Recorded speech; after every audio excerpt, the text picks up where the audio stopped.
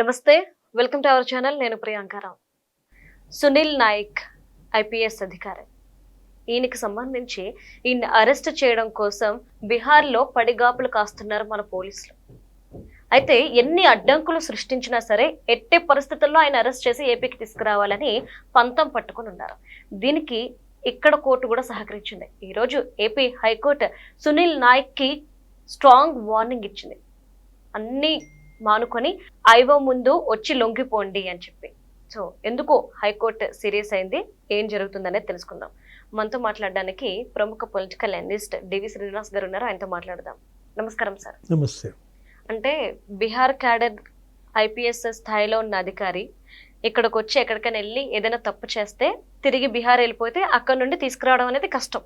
అదొక రూల్ పెట్టుకుని వాళ్ళందరూ సపోర్ట్గా ఉన్నారు. ఈ టైంలో రఘురామకృష్ణంరాజు గారికి న్యాయం జరుగుద్దా జరగదా, అసలు న్యాయస్థానం ఎలా రియాక్ట్ అవుతుందని అందరూ కూడా ఆలోచించారు. ఇప్పుడు హైకోర్టు ఏదైతే స్ట్రాంగ్ వార్నింగ్ ఇచ్చిందో సునీల్ నాయక్కి, దీన్ని చూసాక ఏమనిపిస్తుంది సార్? ఇంకా న్యాయస్థానాల మీద ఇప్పుడిప్పుడు మళ్ళీ నమ్మకం పుడుతుంది అనుకోవచ్చా? ఎవరు తప్పించుకుంటారు? తప్పు చేసిన వాళ్ళు. ఇప్పుడు పోలీస్ తప్పించుకుంటాడా, దొంగ తప్పించుకుంటాడా? దొంగ తప్పించుకుంటాడు, పోలీస్ పట్టుకుంటాడు. ఇది ఎక్కడ గోల? పోలీస్ తప్పించుకోవాలని చూడటం ఏంటి? ఎందుకంటే తప్పు చేశారుగా. అంటే మీరు పోలీస్ అధికారిగా అంటే మిమ్మల్ని మీరే దొంగగా భావిస్తున్నారా? అందుకే ఈ విధంగా ఈ కోర్టులకు వెళ్ళడం, లేకపోతే ఇలా వంకలు పెట్టడం, అనేక సాకులు చెప్పి విచారణ ఎదుర్కోకుండా తప్పించుకోవటం. ఏ తప్పు చేయకపోతే నువ్వు విచారణ ఎందుకు వాయిదా వేస్తావు? ఇప్పుడు ఎప్పుడు రావాల్సినాడు ఇతను? ఎన్నిసార్లు నీకు వాట్సాప్లో లేదు నోటీసులు పంపించారమ్మా? ఇన్వెస్టిగేషన్ ఆఫీసర్ దామోదర్, ఇప్పుడు రఘురామ, ఇవాళ కృష్ణరాజు, ఆయన చిత్రహింసల కేసు. మీరు చేసింది అన్యాయం, కిరాతకం.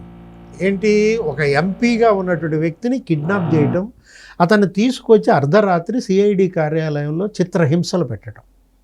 గతంలో మనం చూసాం హైకోర్టు అనేక మంది విషయంలో ఇదే కేసులో చాలా సీరియస్ అయింది.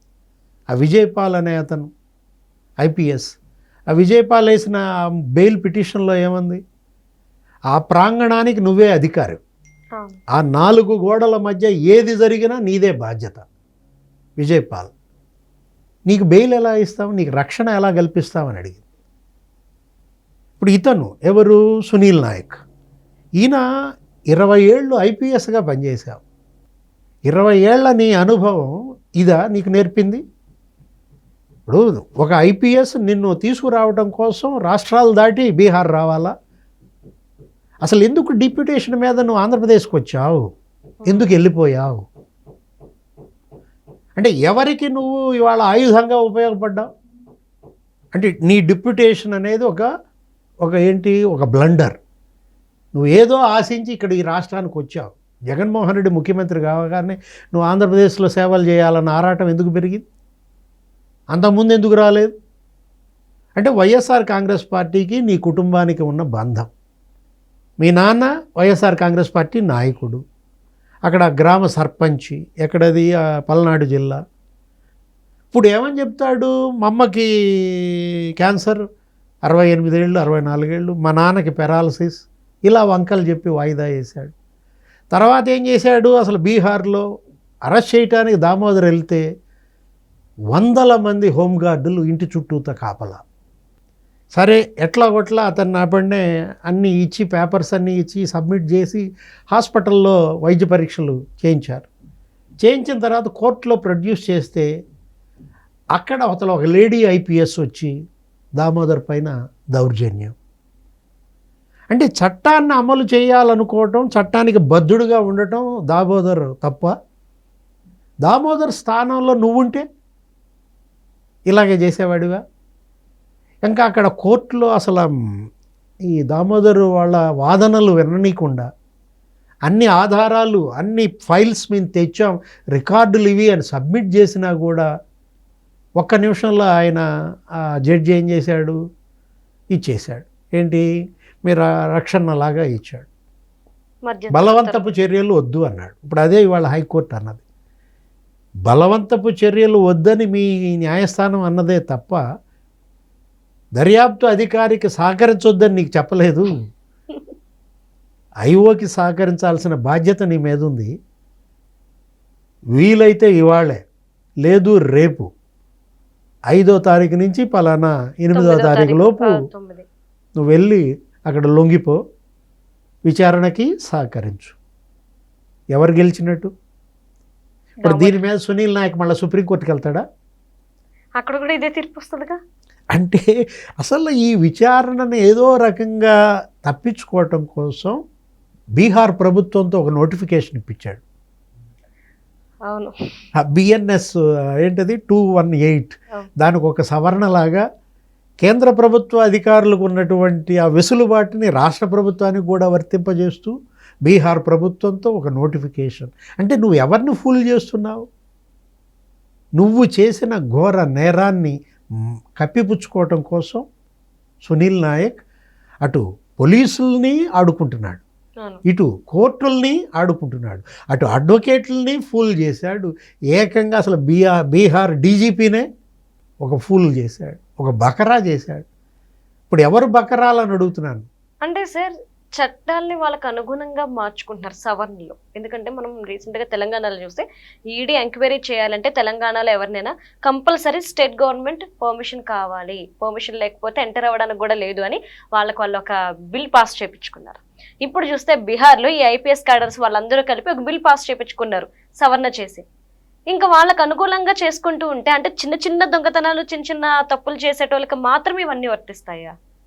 అంటే క్రిమినల్స్ చట్టసభల్లోకి అడుగు పెట్టడం ఇలానే ఉంటుంది, దాని ఫలితం అన్నమాట ఇవన్నీ కూడా. ఇది ప్రజలు ఇలాంటి క్రిమినల్స్ని ఎమ్మెల్యేలుగా ఎంపీలుగా గెలిపిస్తే వాళ్ళు చేసే చట్టాలు ఈ విధంగానే ఉంటాయి.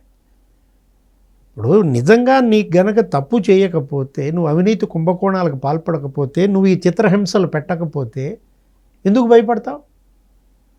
ఇప్పుడు పిఎస్ఆర్ ఆంజనేయులు ఉన్నాడమ్మా, నీకన్నా అతను సీనియర్ మోస్ట్. నీది 20 ఏళ్ల సర్వీసే, ఆయనది 35 ఏళ్ల సర్వీస్. ఏంటి అతను డీజీపీ కావాల్సినాడు. కాదంబరి జత్వాని కిడ్నాప్ కేసులో ఏం చేశారు? ఆయన పిలిచారు ఎంక్వైరీకి, వచ్చాడా రాలేదా? వచ్చాడు. అతను వాదన అతను వినిపించాడా లేదా? అవసరమైతే అతను ఏంటి, నాకు అసలు అడ్వకేట్ అవసరం లేదు, నేనే వాదించుకుంటానన్నాడు. కోర్టులో ఆయన వాదనలు ఆయన వినిపించాడు. రిమాండ్ ఇచ్చారు, జైలుకి వెళ్ళాడు, మెడికల్ బెయిల్లో ఏదో మరి ఒంట్లో బాగా బయటకు వచ్చాడు. నువ్వు కూడా అదే కదా చేయాల్సింది. ఇప్పుడు పివి సునీల్ కుమార్ ఏమంటాడు? ట్రైబల్ ఐపీఎస్ అంటాడు, ఒక గిరిజన ఐపీఎస్ని ఇబ్బందులు పెడుతున్నాడు అంటాడు. తనను తాను ఒక దళిత ఐపీఎస్ అంటాడు.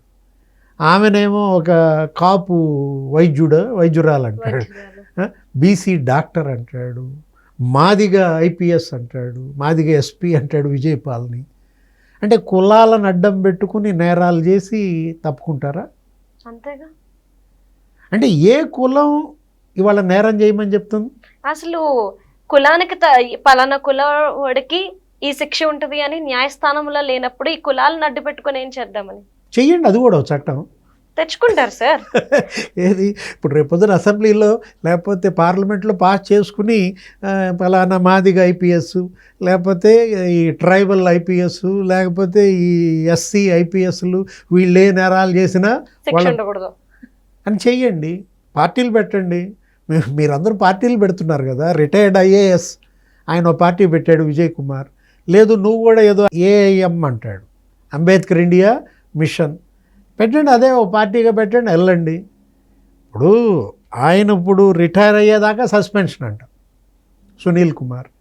ఇక ఆయనే ఒక యూట్యూబ్ ఛానల్ పెట్టినట్టున్నాడు. ఇక తనే మాట్లాడుతూ ఇక తనే అంటే ఏంటి ఏదో రకంగా తప్పు చేసి కూడా ఒప్పుగా చిత్రించి మీడియాను అడ్డం పెట్టుకుని, అంటే మీ తెలివి తెల్లారింది అనుకోవాలా? ఎంత తెలివితేటలు! ఇది కాదు తెలివి, ఇది అతి తెలివి అనమాట. ప్రజలు ఇవాళ అన్నీ చూస్తున్నారు. సునీల్ నాయక్ ఇవాళంటే ఆయనకు ఊరట లభించిందని సాక్షిలో రాస్తారు. ఇది ఊరట సార్? హైకోర్టు ఇచ్చిన తీర్పు అంట సునీల్ నాయక్ ఊరట అంట. వెళ్ళిపోయి లొంగిపో, పలానా 9వ తారీఖు లోపు మళ్ళీ నీకు ముందస్తు బెయిల్ మీద అప్పుడు వాదనలు వినిపించండి, అప్పుడు వింటామంటే ఇది ఎవరి గెలుపు? దామోదర్ గెలుపు. లేకపోతే సునీల్ నాయక్ గెలుపు అంటే కింద పడ్డా మాదే పై చేయి అన్నట్టుగా మసిబూసి మారేడుకాయ చేస్తున్నారు. ఇప్పటికైనా ఈ కేసులో బాధితుడెవరు? రఘురామకృష్ణరాజు. అతనికి న్యాయం జరగాలి.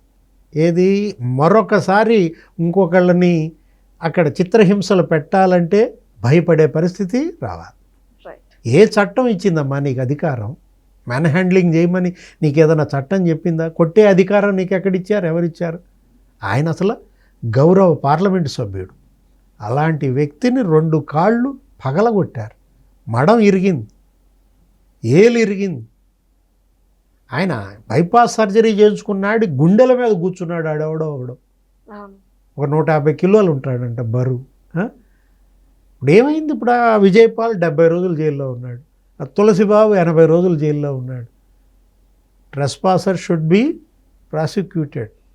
హద్దు మీరిన వారు శిక్షింపబడాలి. Right. Thank you so much sir. నమస్తే.